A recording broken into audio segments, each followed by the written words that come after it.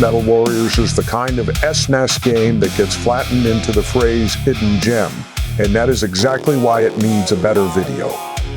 The real hook is 6 different mechs, pilot ejection, and stage design that expect you to change bodies instead of just shoot harder. This is an OmegaVG breakdown of what the game is doing mechanically, why it was easy to miss, and why the subject still has search room now. The elevator pitch. A cult SNES mech action game is usually sold as a hidden gem, but that undersells the important part. It is a game about changing the tool, not mastering one avatar. Come with me if you want to live. The hook is not just that the robots look cool, it is that each machine commits to a different weight, jump arc, weapon rhythm, and survival problem. That is why the game still has a search gap. People remember the spectacle, but fewer videos slow down and explain why the ejection button turns the whole design inside out.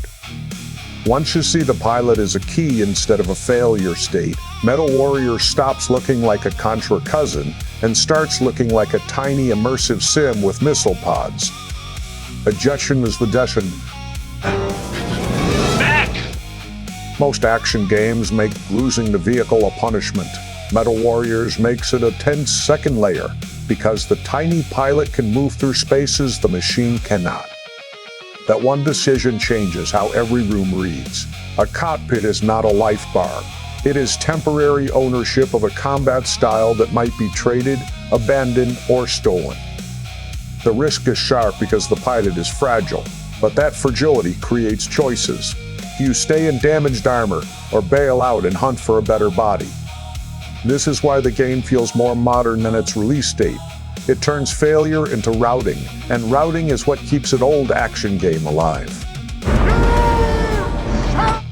SIX languages. The Nitro is not just fast. It asks you to think in diagonals and momentum. The Havoc is not just heavy. It makes the screen feel like territory you slowly claim. Spider, Ballistic, Prometheus, and Drache all shift the verbs.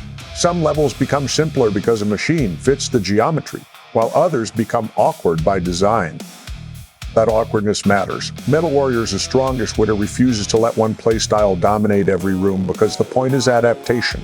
I am your father. The real lesson is that variety only works when the game has enough friction to make the differences visible. Stage routing.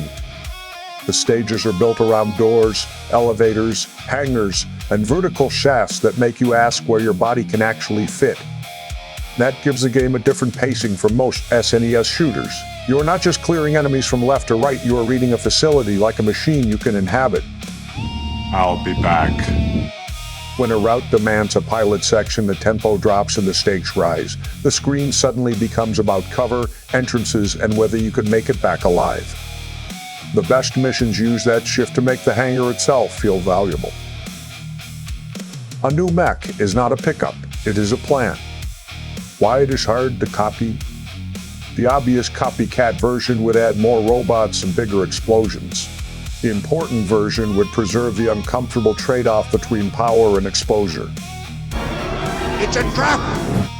That is hard to pitch because the fun is not always immediate.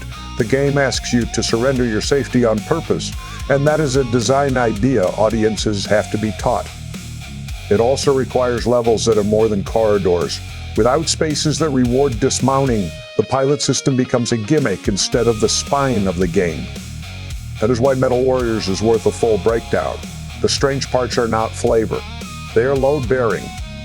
The multiplayer myth. This is where the fun begins. The versus mode is remembered because it compresses the whole idea into short, violent jokes. You lose a mech, panic as a pilot, and suddenly steal the match back.